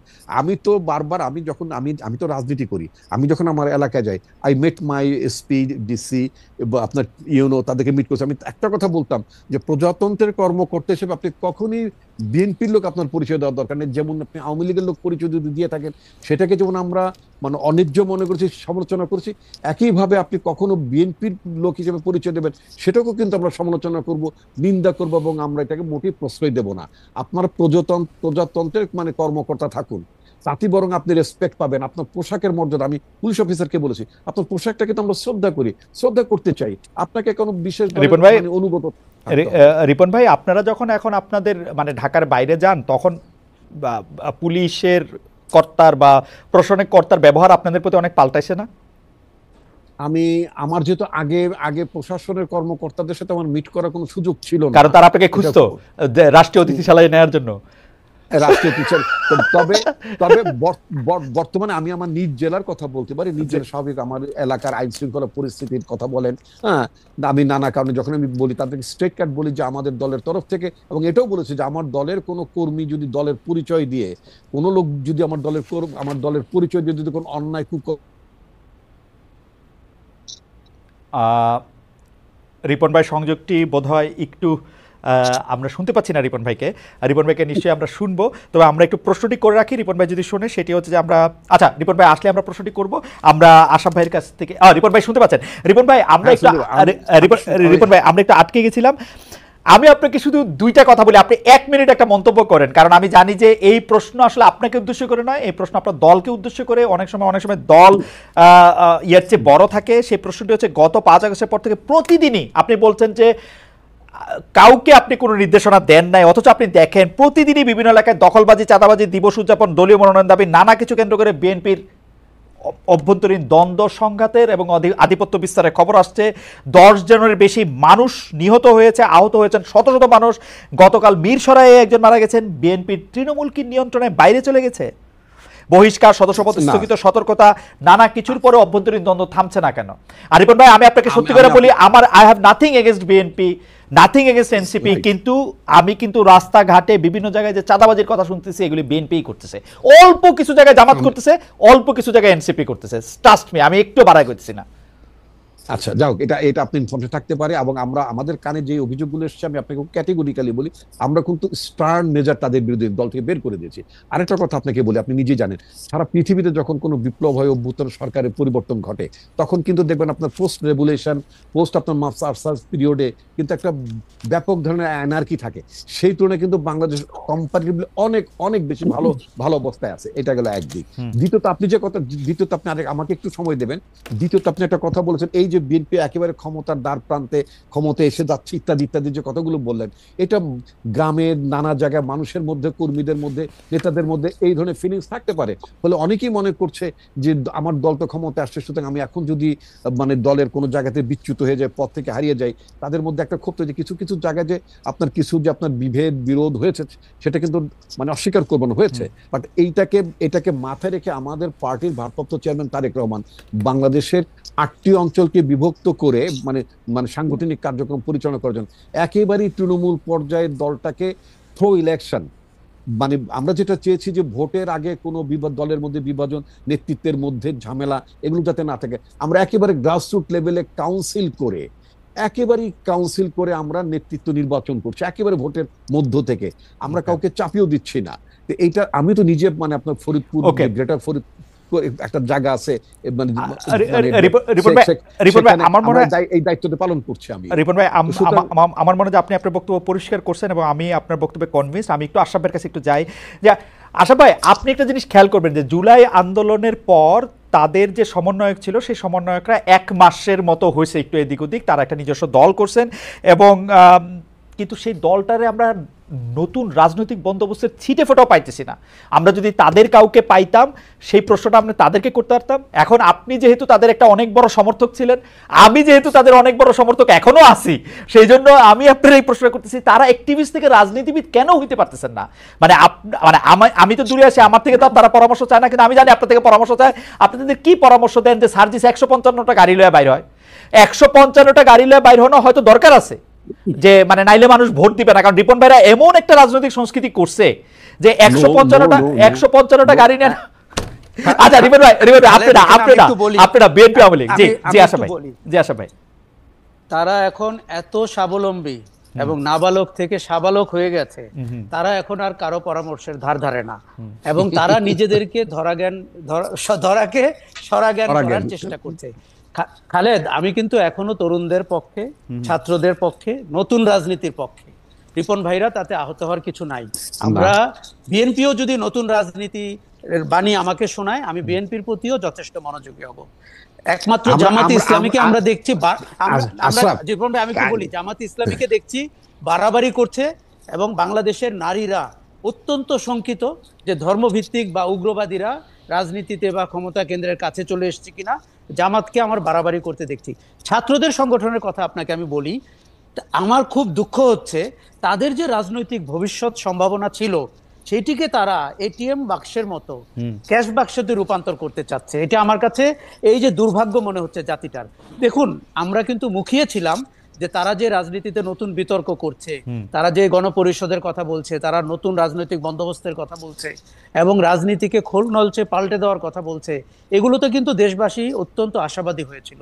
কিন্তু আপনি যখন 150টা গাড়ি নিয়ে যান, আপনি যখন বিভিন্ন ইন্ডাস্ট্রিয়াল গ্রুপের থেকে টাকা নেন বলে অভিযোগ হয়, আপনার অফিস বিল্ডিং দেখে যখন মানুষের সন্দেহ হয় ওই বিল্ডিং এর মালিককে এবং এর ভাড়া কে দেয়, এবং আপনার জীবনযাপনে যখন রিক্সা থেকে আপনি 4 হুইলারে চলে যান, এরা কি বোঝেন না যে মানুষ আসলে এবং ইন্টারকনে যখন ইফতারি করে না কিন্তু কিন্তু আশা ভাই, ওদের যে সবচেয়ে বড় নেতা নাহিদ সাহেবরে তো আবার আমরা দেখলাম বাসে করে যাইতেছেন। মানে আমরা কি 1-2জন নেতারে দিয়ে আসলে বিবেচনা করতে থাকবো? মানে আমরাই বা ওদের কিরকম ভাবে বিবেচনা করব? মানে ওরা তো আমি আপনাকে বলি না, প্রথম কথা 1-2জন নেতা দিয়ে অতীতে আমরা বিবেচনা করে ভুল করেছি। দেখুন, আমাদেরকে সংগঠনকে দেখতে হবে, সংগঠনের রাজনীতিটা কি দেখতে হবে এবং সেই রাজনীতিটা জনগণের কাছে কিভাবে ডেলিভার্ড হয় সেটা দেখতে হবে। এখন নাহিদ একটা সিম্পল লুকিং শার্ট পরে রিক্সায় করে, ভ্যান গাড়িতে করে বাসায় গেল, এটা কিন্তু একটা স্ট্যান্ডবাজির মতো তখন মনে হবে। যদি পুরো সংগঠনটাকে আপনি দেখেন, দেখুন বিএনপি, জামাত এবং জাতীয় নাগরিক পার্টি সবাই কনভেনশনাল রাজনীতি করে ভোট করে পাওয়ারে যেতে চাচ্ছে। এইটাই হচ্ছে দুর্ভাগ্যটা। আপনার তো নতুন রাজনৈতিক বন্দোবস্ত হওয়ার কথা। দেখুন, জাতীয় নাগরিক পার্টির অন্তত 10টি সমালোচনা আমি করতে পারবো। এই কাজগুলো তাদের করা ঠিক হয় নাই। তারা মানুষ থেকে দূরে সরে যাচ্ছে। তারা কিন্তু রাজনীতিতে ভালো করুক, এটা আমি এখনো চাই। এবং আপনি খালেদ খেয়াল করেন, 54 বছরে আমরা যে বিতর্ক হতে দেখি নাই, যে কথাগুলো আলোচনা হতে দেখি নাই, এমনকি শেখ মুজিবুর রহমানের আমল থেকে শুরু করে এগুলো কিন্তু তারা তুলেছিল। তারা রাজনীতিতে বিতর্ক হবে, আনপ্লেজেন্ট বিতর্কও হবে।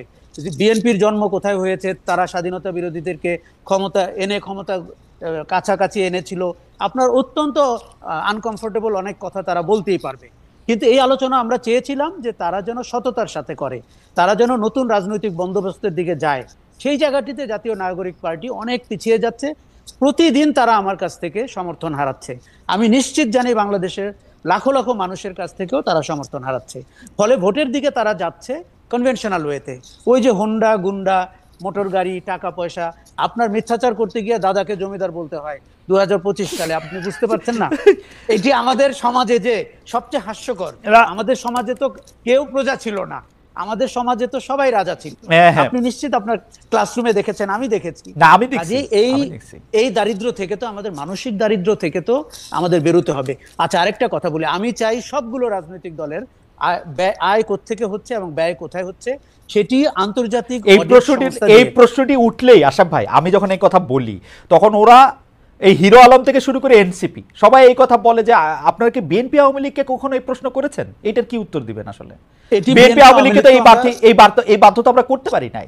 বিএনপি 5,000 কোটি টাকা খরচ করে ইলেকশন করছে 2001 সালে, আমাদেরকে কি বলছে কোথায় টাকা পেয়েছে? এটি আমরা বলেছি, মিনমিন করে বলেছি। বিএনপি আওয়ামী লীগ কোনোদিন আমাদের কথা শুনে নাই, করতে জানে। তার পরিণতি কিন্তু তারা বরণ করেছে। আপনি আওয়ামী লীগের মতো দলকে পালিয়ে যেতে দেখলেন, আপনি আর আমার জীবদ্দশায় আমরা কখনো ভাবতে পেরেছি খালেদ? আপনি বিএনপিকে 16 বছর যে অত্যাচারের ভেতরে দেখেছেন 1/11 এর পরে, আমি তো বলবো এই বিএনপিকে তো আমরা কখনো, বিএনপি একটা পরীক্ষিত রাজনৈতিক দল হতে পারতো, এখন কিন্তু আমি সেটি দেখছি না। কেন বলি? রিপন ভাই বারবার সংস্কারের কথা বলেন, সাংগঠনিক সংস্কার, 8টি বিভাগ, জেলা পর্যায়ে। রিপন ভাই নিজেও একটি বিভাগের দায়িত্বে আছেন। ভাই, আপনার সাংগঠনিক সংস্কার নিয়ে আমরা আগ্রহী না, আপনার রাজনৈতিক সংস্কারটি কোথায়? আপনার রাজনৈতিক আচরণ, আপনার না রিপন ভাই, আমি জানি আপনার সাথে আমার দুদিন আগে দেখুন, আপনার দলের ভারপ্রাপ্ত চেয়ারম্যান যদি এইভাবে বলে থাকেন, ওই দলের তৃণমূল পর্যন্ত কেন আপনি যাচ্ছেন না? আমি আজকে রিপন ভাইকে বলে রাখি, শোনেন, 4 বছর মেয়াদী সংসদ অথবা প্রধানমন্ত্রী 2 বার, এগুলো আপনি যখনই মেনে নেবেন, পারসেপশন হবে যে বিএনপি সংস্কারের পক্ষে। আপনার বিভাগের সংস্কার নিয়ে কথা বলতে হবে না। আপনি এমনও হতে পারে, আপনারা যতদিন ক্ষমতায় থাকার কথা ভাবছেন, আপনি তার 2 গুণ 3 গুণ সময় ক্ষমতায় থাকতে পারবেন ভালো রাজনীতি করে। কিন্তু আমাদের দুর্ভাগ্য হচ্ছে খালেদ, আমরা শিওর হতে চাই যে আমরা নিশ্চিতভাবেই ক্ষমতায় থাকতে পারবো কিনা। এই গ্যারান্টি নিলে গণতান্ত্রিক শাসন হবে না। এই গ্যারান্টি দিয়ে আমার মনে হয় যে we would like to extend it Tamid for 10 minutes, 10 more minutes, because we have please. আমি একটু রিপন ভাইয়ের কাছে অনেক প্রশ্ন জমা হয়ে গেছে, আমি একটু রিপন ভাই, আমি যেহেতু একটু সময় আমরা একটু বাড়ালাম আপনার অনুমতি নিয়ে, আপনাদের অনুমতি নিয়ে, সেই একটা প্রশ্ন এটা করতে চাই যে আমরা এনসিপিকে অবশ্যই বলবো, তোমরা রূপায়ণ টাওয়ারে কেমনে তোমরা অফিস নিলা, তোমরা কেমনে ইন্টারকন্টিনেন্টালে খাওয়াইতেছো, তোমরা কেমনে গাড়ি চড়তেছো, কিন্তু আমাদের তো এই প্রশ্ন এখন করতে হবে রিপন ভাই। আপনি আমাদেরকে যত খারাপই মনে করেন, গত 15 বছর ধরে এই প্রশ্ন আমরা করতেছি। হয়তো আশরাফ ভাইয়ের ভাষায় আমরা অত বুলন্দ আওয়াজ তুলছি কি তুলি নাই সেটা একটা কথা, কিন্তু আপনারা এই প্রশ্ন আমি করতে চাই যে আপনারা কি এই সব আয় ব্যয়ের হিসাব দিবেন? আপনারা কি হিসাব দিবেন আপনাদের শীর্ষ নেতা লন্ডনে থাকতেছেন, তার ব্যয় কোত্থেকে আসতেছে? Is it clear? যে কারণ আমি ওনারে খুবই পছন্দ করি, কিন্তু ওনার তো থাকার, ইংল্যান্ডে থাকার তো একটা খরচ আছে, সেটা কোত্থেকে আসে? মানে এইটা কি আমাদের কাছে পরিষ্কার? আমরা কি দেখতে চাইলে দেখতে পারবো? আশরাফ ভাই যদি আজকে বিচিত্রা একটা কভার স্টোরি করতে চায়, বেগম জিয়া এবং তার ছেলের টাকা, আয় ব্যয়, পরিবার কত টাকা থেকে নেয়, সেটা কি আশরাফ ভাই করতে পারবেন? আমাদের এইটাই শুধু প্রশ্ন।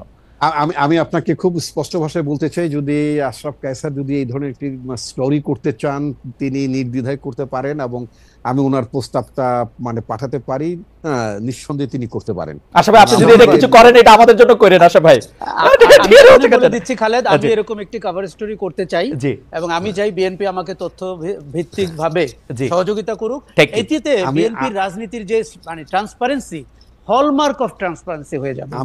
আমি আপনাকে আশরাফ কায়সার প্রসঙ্গক্রমে আমি যদি বলি, আমাদের নেতা তারেক রহমান সেখানে থাকেন, তার স্ত্রী একজন গাইনোকোলজিস্ট, তিনি ওখানে বিলেতে কাজ করছেন, তার মেয়ে বিলেতে কাজ করছেন, তাই না?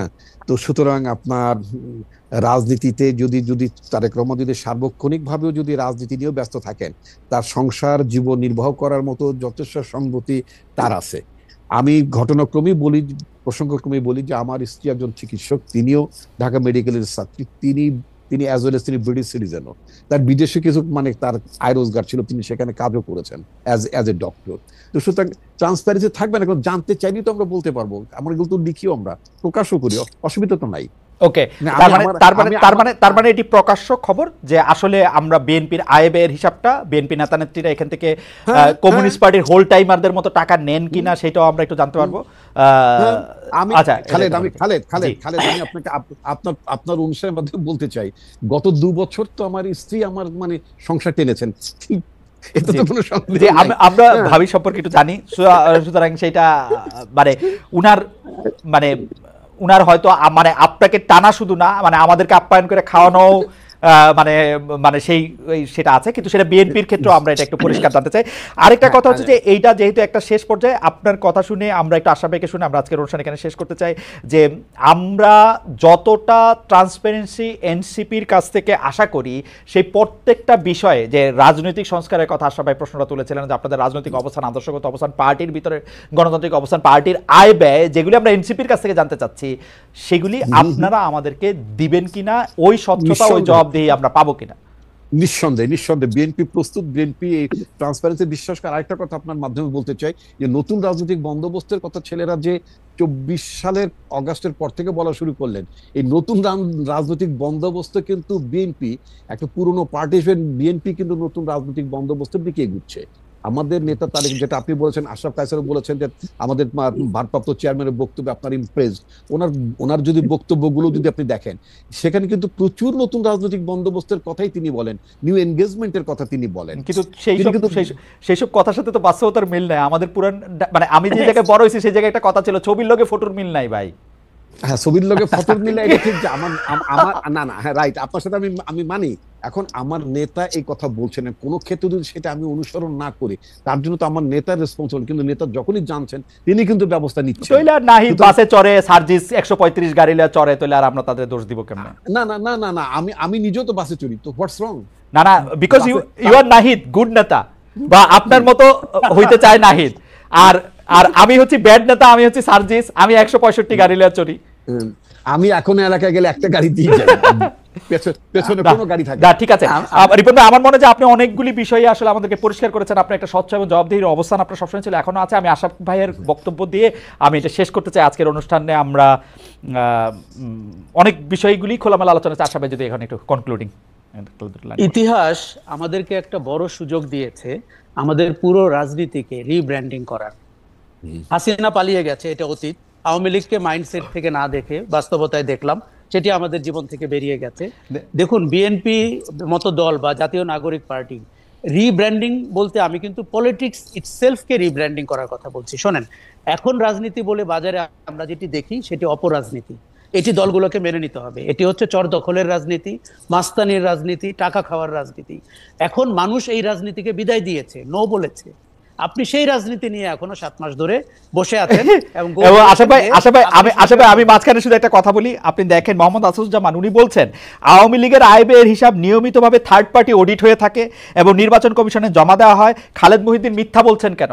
আমি সাংবাদিক হিসেবে দেখছি বাংলাদেশ আওয়ামী লীগের প্রত্যেকটা সংসদ সদস্য, প্রত্যেকটা আমি বাড়ায় কইলাম, ধরেন 99.99% সংসদ সদস্যর 1 কোটি টাকা থেকে তাদের 100 কোটি টাকা হয়েছে। তাদের কেউ মাছের ব্যবসা করছেন, কেউ ফুলকপি লাগাইছেন, কেউ বাঁশ কিনছেন, কেউ জানি কি করছেন, সেগুলির ব্যাখ্যা আছে। 1 কোটি থেকে 100 কোটি টাকা, এগুলি নাকি নিয়মিত হিসাব করা হয় এবং এটা বলা হয়। আপনি বলতেছিলেন যে রাজনীতিগুলিকে প্রত্যাখ্যান করা হয়েছে। আমার কাছে তো মনে হয় বিএনপি এটা তো ওয়েট করতেছে এটার জন্য। আমাদের এইসব লোকগুলো মূলত দলদাস অথবা দলান্ধ, এবং তারা কিন্তু মুক্ত মনে, খোলা চোখে, খালি চোখে পৃথিবীকে দেখে অভ্যস্ত না। কাজেই দল বিএনপির জন্য, দেখুন বারবার কেন বিএনপির নাম বলছি, কেন এই যে ইতিহাসে সুযোগ পেয়েছে দলটি তার ক্লিনজিং করার, তার দূষিত রক্ত বের করে দিয়ে তার সঞ্চালনে নতুন রক্ত ঢোকানোর, এটি যদি সে 7 মাসে না নিয়ে থাকে, আগামী 10 মাসে না নিয়ে থাকে, এর জন্য যে প্রায়শ্চিত্ত বিএনপি করবে সেটির আপনি আর আমি যদি বেঁচে থাকি আমরা দেখব। জাতীয় নাগরিক পার্টি, আপনি বাংলাদেশের ইতিহাসে মানে জাসদের জন্মের পরে এই প্রথম কোন দল মাঠ থেকে উঠে এসছে। আমি সেই দিন মানিক মিয়া এভিনিউতে তাদের অনুষ্ঠানে গিয়েছিলাম, আত্মপ্রকাশ অনুষ্ঠানে। একটা জিনিস আমার কিন্তু মনে হয়েছে যে এই যে 1500 মানুষ মারা গেছে, 30,000 মানুষ আহত হয়েছে, এদের দায় কিন্তু নাহিদের ঘাড়ে। এরা কিন্তু ওই দিন অনুষ্ঠানের সম্মুখভাবে আমার পাশেই ছিল। আমরা কিন্তু বড় দলগুলোকে এদের দায় নিতে দেখছি না। কিন্তু কাজেই কেন কিন্তু আমরা এই আশরাফ ভাই দলটিকে- কিন্তু আশরাফ ভাই এই মৃত্যুর, এই দুর্ঘটনার, এই আত্মত্যাগের দায় কি আমাদের সবারই নেওয়া উচিত না? ওদের ঘাড়েই আমরা না, না, সবকিছু চাপাই দিব? আমি না, দুঃখের সাথে আমি- কথা আমি- আমি তো- বলছি। আমি তো- আমি একটু আমি তো বলি জানতে খালেদ, চাচ্ছি- আমাদের আচ্ছা। আমাদের প্রত্যেকের নেওয়ার কথা, বাংলাদেশের নেওয়ার কথা। বাস্তবতা তো সেটা না। আমরা এখন ভোটের মাঠে নেমে গেছি, আমরা চর দখল করছি। সেই সচিবালয়ে গেলে আপনি দেখবেন যে কোন সব লোকগুলো আবার ফিরে এসেছে প্রশাসনে, সেই কালপ্রিটরা ফিরে এসেছে। শোনেন, ভুক্তভোগী ছিল না, অন্যায় করা হয়নি, এটি আমি একবারও বলছি না, কিন্তু শেষ পর্যন্ত আমাদের প্রত্যেকের ঘাট থেকে আমরা দায়টি ফেলে দিয়েছি। আমরা যার যার জীবনে ব্যস্ত হয়ে গেছি। আমাদের অন্তর্বর্তী সরকারের উপদেষ্টা থেকে শুরু করে অনেকের মধ্যে আমি অ্যাম্বিশন টের পাচ্ছি। তারা পদ পদবি দখল করেছেন, তারা সারা জীবনে যা করতে পারেননি এখনই তা করে ফেলার চেষ্টা Right. করছেন। এবং আমি বলবো এটি ভয়ঙ্কর। আমার মনে হয় যে- শোনেন, আমার মনে হয় যে আমরা যেহেতু আমি- BNP আমি শুধু বলি আমাদের প্রত্যেকের এই কারণেই কিন্তু অপশাসন আবার ফিরে আসতে পারে, এবং অথবা নতুন যারা শাসক হবেন তারা ওই অপশাসনের প্রতিচ্ছবি হবেন বলে মানুষ ভয় পাচ্ছে। যেহেতু বিএনপির কথা বারবারই আসলো, রিপন ভাই আপনি এইবার তাহলে এটা শেষ কথা বলে দেন 1 মিনিটে, আপনি বলতে চাইছিলেন। না, আপনি যেটা বলছিলেন যে মানে এই দায় বলতে বোঝাচ্ছে যে যারা আপনার 24-এর আন্দোলনে যারা মানে শাহাদত বরণ করলেন, পঙ্গুত্ব বরণ করলেন, তাদের দায় এনসিপির কাঁধে শুধু যাবে কেন? বড় রাজনৈতিক দল হিসেবে নিঃসন্দেহে এইটার দায় তো বিএনপির কাঁধেও, তাই না? এবং সমগ্র রাষ্ট্রের আমাদের সবার কাঁধে এর দায় আছে, এবং এই দায় আমাদের সবার শোধও করতে হবে, এটাও সত্য কথা। যদি সেটা করতে না পারি, তাহলে এই বিপ্লব, এই অভ্যুত্থানের চেতনা যদি মার খায়, তাহলে বাংলাদেশ ভীষণভাবে হোঁচট খাবে। ওকে, তো আমি বিশ্বাস করি যে বাংলাদেশ নিঃসন্দেহে পিছিয়ে যাবে না, বাংলাদেশ এগিয়ে যাবে, এবং আমাদের নেতা তারেক রহমানের নেতৃত্বে আমরা যে একটা নতুন যে রাজনৈতিক বন্দোবস্তের কথা বিভিন্নভাবে আমরা বলছি, এবং আমরা নিঃসন্দেহে যদি দেশ পরিচালনার দায়িত্ব পাই, আমাদের সম্পর্কে যত নেতিবাচক মানে প্রচারণা হোক না কেন, আর মিডিয়া ট্রায়ালের সম্মুখীন হই না কেন, আমরা নিঃসন্দেহে আমরা অবশ্যই প্রচারণা এবং মিডিয়া ট্রায়াল চলতে থাকবে রিপন ভাই। আমরা আপনাদেরকে দেখতে থাকবো, আমরা বিবেচনা করতে থাকবো। আশরাফ ভাই আপনাকে অনেক ধন্যবাদ, রিপন ভাই আপনাকে অনেক ধন্যবাদ। দর্শক, আগামী অনুষ্ঠানে নিশ্চয়ই আপনাদের সঙ্গে দেখা হবে। তার আগে আপনাদের সবাইকে অনেক অনেক ধন্যবাদ এবং শুভেচ্ছা।